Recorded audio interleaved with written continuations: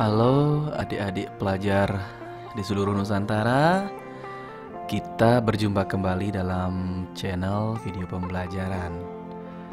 Sebelumnya mari kita panjatkan puji syukur kehadapan Tuhan Yang Maha Esa karena telah memberikan kesehatan dan umur panjang kepada kita semua. Pada video pembelajaran kita kali ini kita akan membahas soal-soal UN Matematika SMP. Namun sebelumnya jangan lupa untuk subscribe, like, dan nyalakan loncengnya agar kalian selalu mendapatkan informasi terbaru dari channel ini. Video pembahasan UN Matematika ini akan dibagi menjadi beberapa bagian. Nah, di bagian pertama ini kita akan membahas mengenai aritmetika sosial. Ayo, ada yang tahu hal-hal apa saja yang dibahas pada aritmetika sosial? Iya, benar. Kita akan membahas mengenai untung rugi, bruto neto tara, bunga tabungan, bunga pinjaman, diskon, dan lain sebagainya. Kita mulai dengan soal pertama. Riza membeli kaos seharga Rp95.000. Kaos tersebut dijual kembali dengan harga Rp114.000. Persentase keuntungan yang dia peroleh sebesar, nah ini pilihannya. Nah, silakan, mungkin kalian sudah sempat belajar terlebih dahulu, silakan di pause video ini lalu kalian coba untuk mengerjakan sendiri. Baiklah, kita bahas bersama-sama. Nah, pada video ini kakak akan membahas menggunakan cara perbandingan dan logika saja. Jadi kakak tidak akan mencantumkan rumus seperti halnya yang dicantumkan pada buku-buku secara umum begitu ya. Atau mungkin guru kalian juga di sekolah mengajarkan menggunakan rumus. Nah, kakak akan mengajarkan cara lain, yaitu dengan cara perbandingan dan logika saja. Logika itu maksudnya begini. Karena dia harga jualnya lebih tinggi daripada harga beli, maka logikanya dia untung. Berapa untungnya? Ya sebesar selisihnya. Sehingga kita kurangkan 114.000 ini dengan 95.000. Hasilnya adalah 19.000. Jadi dia untung 19.000. Lalu sekarang kita gunakan pendekatan perbandingan. Untuk menggunakan perbandingan, kita harus mengetahui patokannya terlebih dahulu. Dalam urusan jual beli dan untung rugi, yang dijadikan patokan adalah harga beli. Sekali lagi kakak sampaikan bahwa yang dijadikan patokan adalah harga beli, sehingga harga beli ini dinyatakan sebagai 100%. Sementara yang lainnya menyesuaikan. Nah, untungnya berapa persen? Ya itu ditanya, kita nggak tahu. Kita misalkan saja X persen. Nah, dari informasi ini kita bisa membandingkan antara harga beli dengan untung ini. Dan kita bisa menghitung nilai X ini. Jadi kita hitung X seperti ini. 19.000 per 95.000. Nah, karena X ini ditanyakan, maka temennya ini yang diketahui ini 19.000 ini kita taruh di atas per. Sementara yang dua-duanya diketahui ini ya, 95.000-nya kita taruh di bawah per. Lalu kita kalikan dengan 100% ini. Nah, kita hitung 19.000 dibagi dengan 95.000 ini kan setara dengan 1/5 ya. Karena kalau 95 dibagi 19 itu hasilnya 5. Jadi 5-nya di bawah, 1-nya di atas. 1/5 kali 100% itu adalah 20%. Jadi jawaban yang benar adalah pilihan C, 20%.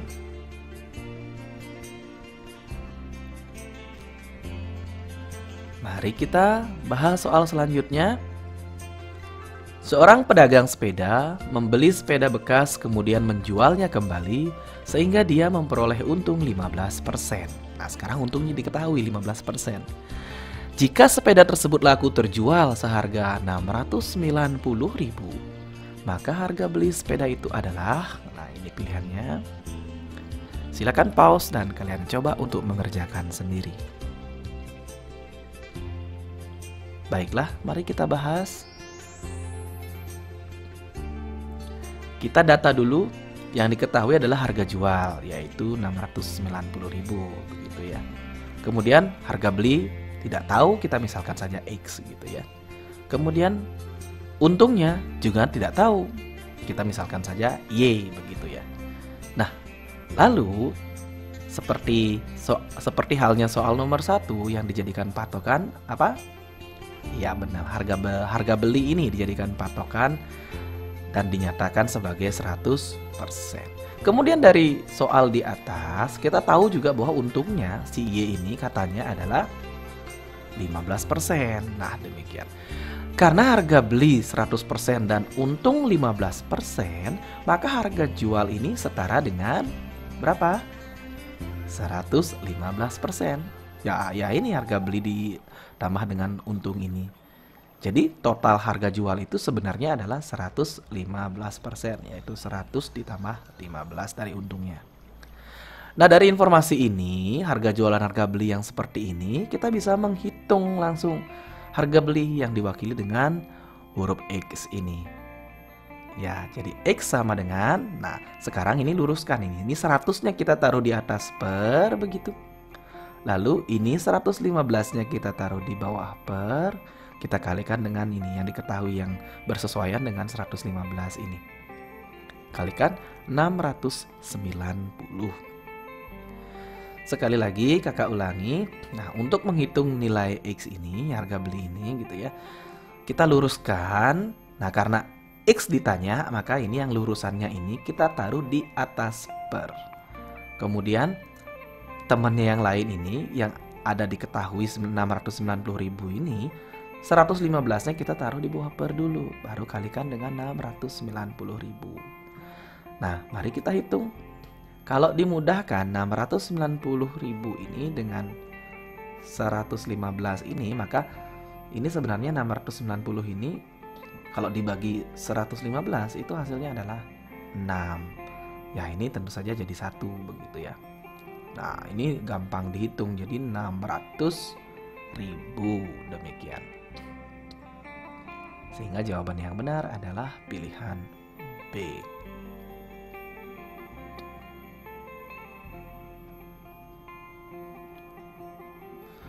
Soal nomor 3. Sepotong baju di sebuah toko berisi label Rp120.000 diskon 20%. Dedi membeli 3 potong baju tersebut untuk dijadikan oleh-oleh. Berapakah jumlah uang yang harus dibayarkan Dedi? Pilihannya, ya silakan di pause videonya terlebih dahulu, kalian kerjakan sendiri. Baiklah, mari kita bahas. Nah, sekarang ini adalah urusan diskon, jadi bukan urusan untung rugi lagi begitu ya. Kita data dulu dari hal-hal yang diketahui pada soal. Harga label katanya adalah 120.000. Kemudian diskonnya kita nggak tahu, kita anggap saja X begitu. Kemudian yang harus dibayar ya juga kita belum tahu, karena diskonnya kita belum tahu, kita anggap saja Y. Nah, berbeda halnya dengan untung rugi. Kalau dalam urusan diskon, yang dijadikan patokan itu adalah harga yang tertera pada label. Sekali lagi, pada urusan diskon yang dijadikan patokan adalah harga label. Harga label ini dianggap mewakili 100%. Nah, kemudian diskonnya berapa persen? Nah, diskonnya ada di soal. Dikatakan bahwa diskonnya adalah 20%. Lalu yang dibayar apakah lebih tinggi atau lebih rendah dari harga label? Ya namanya juga diskon. Diskon itu kan potongan harga. Jadi yang dibayar pastilah lebih kecil atau lebih rendah dari harga label. Sehingga yang dibayar itu sebenarnya adalah ini 100% ini dikurangi 20%. Jadinya adalah 80%. Nah, kemudian kita langsung saja hitung yang ini, yang harga yang dibayar ini, Y dalam hal ini ya. Yaitu hitungannya sebagai berikut. Nah, seperti tadi, karena ini adalah urusan perbandingan, karena Y yang ditanyakan, maka lurusannya ini 80 ini kita taruh di atas. Lalu yang mana diajak? Yang ada informasi lengkap ya yang harga label ini. Kemudian 100 ini kita taruh di bawah. Kita kalikan dengan 120.000 ini. Jadi caranya masih mirip dengan cara untung rugi yang tadi begitu ya, karena ini cara perbandingan. Nah, kalau ini dihitung ya ini gampang ya. Ini tinggal dicoret nolnya 2 begitu. Jadi jadinya berapa ya ini ya? 8 kali 12. 96. Nolnya masih ada 3, jadi 96.000. Nah, ini yang kita hitung ini berlaku untuk 1 potong pakaian. Lalu katanya Dedi membeli 3 potong ya. Jadi total yang harus dibayar Dedi adalah 3 kali 96.000 ini karena dia membeli 3 potong baju. Hasilnya adalah 288.000. Jadi yang benar adalah pilihan A.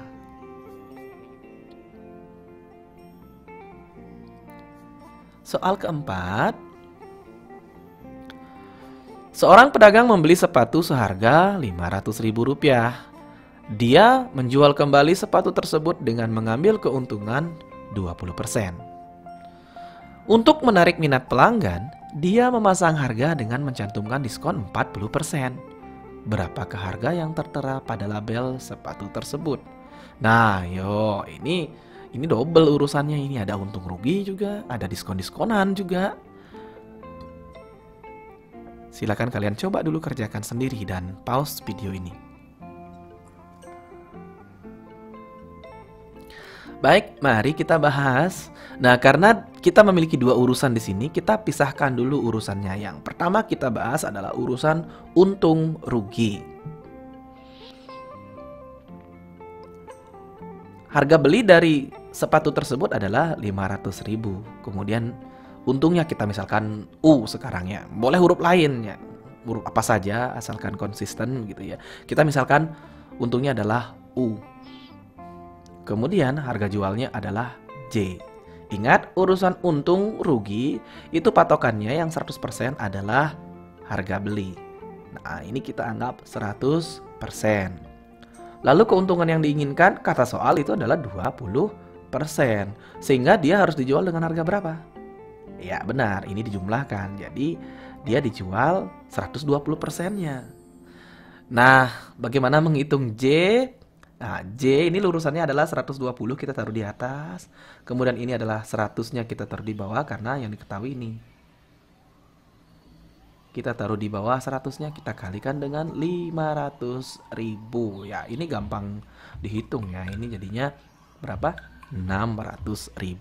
Jadi agar pedagang itu memperoleh untung 20%, maka uang yang harus dia terima itu adalah 600.000 begitu. Nah, patokan 600.000 ini kita gunakan untuk menghitung urusan diskon.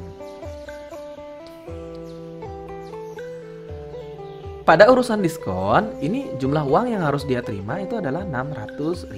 Ya, karena dia menginginkan untung 20% tadi itu. Jadi jumlah uang yang dia harus terima, yang harus dibayar oleh pembeli nanti itu adalah 600.000. Nah, sementara dia harus memberikan diskon. Tentu saja harga yang dipasang pada label itu harus lebih tinggi. Kita misalkan diskonnya adalah D, harga labelnya adalah L. Nah, di sini pada urusan diskon yang dijadikan patokan adalah harga label, betul sekali. Ya, jadi harga label ini adalah 100%. Diskonnya berapa persen? Ya, diskonnya lihat di soalnya, katanya adalah 40%. Sehingga uang yang diterima atau yang dibayarkan oleh pembeli nanti, yang diterima oleh pedagang, itu sebenarnya hanyalah 60%. Nah, mari kita hitung sekarang.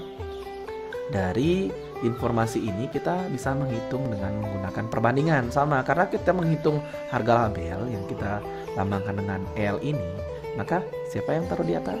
Ya betul, 100 ini kita taruh di atas per, kemudian di bawahnya adalah yang ini 60 ini. Kita kalikan dengan yang diketahui ini. Iya, begitu. Berapa hasilnya? Ya, gampang ini jadinya 1 juta. Sehingga pilihan yang benar adalah pilihan D.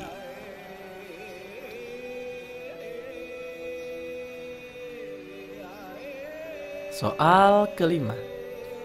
Ibu membeli 5 dus apel dengan harga 400.000 tiap dus. Pada bagian luar dus tersebut tertera bruto 20 kg tara 4%. Jadi ini berlaku untuk 1 dus loh ya.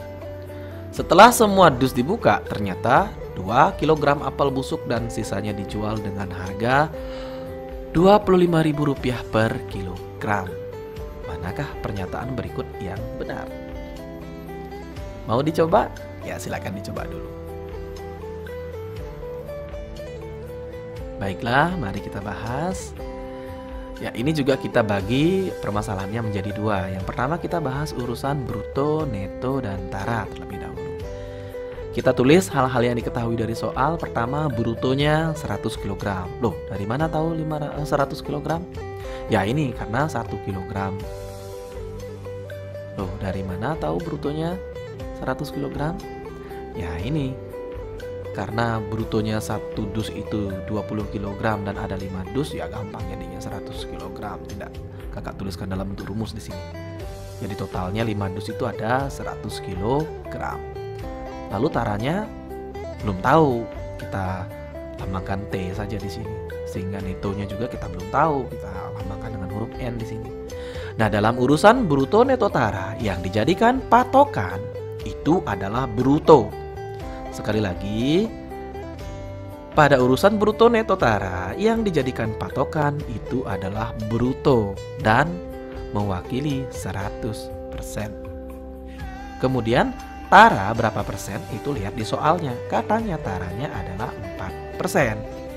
Sehingga netonya adalah bagaimana? Iya, 100 ini dikurangi 4, jadinya 96% begitu. Lalu bagaimana menghitung netonya ini, N ini? Ya, sama seperti sebelum-sebelumnya, ini sudah menjadi urusan perbandingan. Siapa yang sekarang taruh di atas? Ayo. Ya, benar, 96% ini kita taruh di atas per 96-nya saja. Per, ini bagian yang diketahui ini, angka 100 yang kuning ini kita taruh di bawah. Lalu kita kalikan dengan, ya kebetulan ini 100 kg. Ya jadinya berapa? 96 kg. Nah, ini jumlah neto dari 5 dus apel itu. Tapi kan katanya masih ada yang rusak tuh ya. Ya, jumlah ini masih harus dikurangi dengan yang rusak agar siap untuk dijual. Nah, lalu sekarang kita hitung urusan untung rugi dalam jual belinya.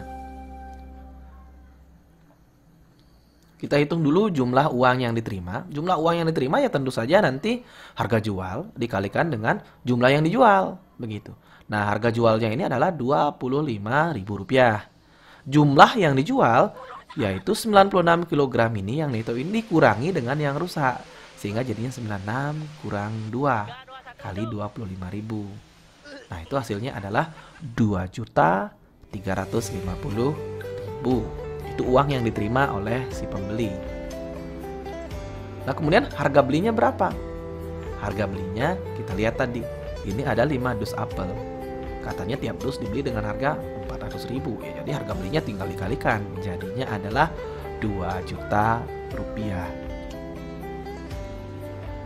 Nah, dari informasi ini ya kita simpulkan bahwa uang yang diterima itu lebih besar daripada harga beli, sehingga dia pastilah untung sebesar Rp350.000. Sehingga jawaban yang benar adalah pilihan B. Soal ke-6. Ayu menabung di bank Rp4.800.000 dengan suku bunga tunggal 8% per tahun. Suatu ketika Ayu menarik semua tabungannya dan memperoleh uang Rp5.120.000. Berapa lama Ayu menabung? Ya, ini pilihannya. Silakan kalian coba kerjakan terlebih dahulu.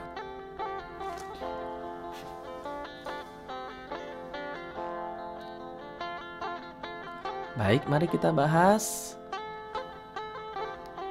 Nah, pertama kita hitung bunganya dahulu ya. Kita daftar dulu informasi dari soal. Tabungan awalnya itu adalah 4.800.000 katanya. Kemudian bunganya adalah B. Kita belum tahu bunganya berapa gitu ya. Nah, dalam urusan bunga tabungan ini yang dijadikan patokan itu adalah tabungan awal ini.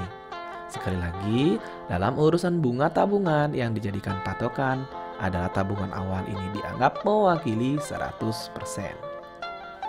Kemudian bunganya itu sudah diinformasikan pada soal, yaitu 8%. Nah, ini per tahun loh ya. Mari kita hitung dulu bunganya berapa. Jadi B sama dengan, ya ini 8 ini kita taruh di atas, 100 ini kita taruh di bawah, kemudian kita kalikan dengan 4.800.000. Nah, ini kita coret nolnya saja ini, 2 gitu ya. Jadi biarkan sajalah hitungannya seperti itu. Jadi 8 kali 48.000. Nah, ini bunga berlaku untuk 1 tahun. Kita cari dulu bunga per bulannya. Bagaimana caranya? Ya benar, ini dibagi 12 atau 1/12 kali bunga setahun ini. Kali 8 kali 48.000 ini. Nah, ini bisa dimudahkan. 48 bagi 12 itu adalah 4 begitu ya. Jadi kalau dikalikan ini jadinya 32.000. Nah, itu bunga untuk 1 bulan. Kemudian untuk menghitung jumlah bulannya, kita data dulu bahwa uang yang dia terima itu adalah 5.120.000. Sementara dia nabung awalnya itu adalah 4.800.000. Berarti selisihnya ini adalah bunganya, begitu ya. Sehingga bunga total yang diterima oleh Ayu sebenarnya adalah 320.000. Nah, kenapa dia bisa menerima bunga sekian? Ini sebenarnya dia berapa bulan nabungnya? Mari kita bandingkan dengan bunga per bulannya. Bunga per bulannya 32.000. Bunga total yang dia terima 320.000. Ya, berapa lama dia nabung begitu ya? Ya, jadi lama menabung ya tinggal bagi saja bunga total ini dibagi dengan bunga per bulan ini. Bunga total dibagi dengan bunga per bulan. Sehingga hitungannya jadi seperti itu. 320.000 dibagi dengan 32.000 hasilnya 10. Jadi ini kan gampang, ini pakai logika saja begitu ya. Jadi tidak usah menghafalkan rumus begitu. Jadi karena total bunganya yang dia terima sekian, lalu bunga per bulannya sekian, ya tinggal bagi aja begitu ya. Sehingga hasilnya adalah 10 bulan. Jawaban yang benar adalah pilihan C. Soal ke-7. Seorang pedagang meminjam modal usaha 20 juta rupiah dengan suku bunga tunggal 9% per tahun. Jika dia bermaksud melunasi pinjamannya dalam waktu 10 bulan, maka besarnya angsuran yang harus ia bayar setiap bulan adalah. Nah, itu pilihannya. Silakan dicoba terlebih dahulu. Baik, mari kita bahas. Ya, kita hitung dulu urusan bunganya ya. Jadi kita kerjakan urusan bunganya dulu. Ya, pinjaman katanya adalah 20 juta. Kemudian bunga belum tahu. Nah, dalam urusan pinjam meminjam ini juga yang dijadikan patokan itu adalah pinjaman awal. Sehingga pinjaman awal ini mewakili 100%. Bunganya berapa persen? Ya, ada di soal. Katanya itu adalah 9%. Mari kita hitung bunganya terlebih dahulu. B sama dengan, ya siapa taruh di atas sekarang? Ya 9 ini, 9 per 100 begitu ya, kali 20 juta. Hasilnya adalah 1.800.000. Dan ini adalah bunga setahun loh ya. Ya karena angsuran itu dibayarkan setiap bulan, maka kita hitung dulu bunga per bulannya. Bagaimana caranya? Ya tinggal bagi 12 aja. Ya hitungannya seperti ini. Hasilnya adalah 1/12 kali 1.800.000 itu adalah 150.000. Itu bunga per bulan. Nah sekarang kita hitung angsurannya. Pinjaman pokoknya itu totalnya kan 20 juta begitu ya. Kemudian dia mau dilunasi dalam waktu 10 bulan. Sehingga pokok angsurannya adalah ya ini dibagi 10 begitu. Karena ya kalau kita ngangsur kan kita bayar pokoknya dan bunganya. Nah hitungan pokoknya begitu. Totalnya ini dibagi dengan berapa kali dia akan bayar. Dalam hal ini 10 bulan bayar per bulan begitu, jadi 10 kali. Sehingga jadinya 20 juta ini kita bagi dengan 10. Jadinya pokok angsurannya saja itu adalah 2 juta rupiah per bulan. Lalu Angsuran yang harus dia bayarkan ya terdiri dari pokok dan bunga. Tadi sudah kita hitung, pokoknya adalah 2 juta dan bunganya adalah 150.000, sehingga total angsurannya adalah 2.150.000 rupiah. Pilihan yang benar adalah pilihan B. Ya, demikianlah adik-adik pembahasan beberapa soal yang berhubungan dengan aritmetika sosial. Ya, tentu saja kalian harus berlatih dengan banyak-banyak contoh soal yang lain. Semakin banyak kalian berlatih, maka nanti perhitungannya akan menjadi semakin mudah dan kalian tidak perlu menghafal langkah-langkahnya satu demi satu, karena kalau kalian sudah banyak latihan soal, kalian akan terbiasa dengan langkah-langkah itu. Sampai jumpa pada pembahasan soal UN Matematika SMP di video berikutnya. Jaga kesehatan selalu dan semoga kebaikan akan selalu datang dari segala arah. Terima kasih.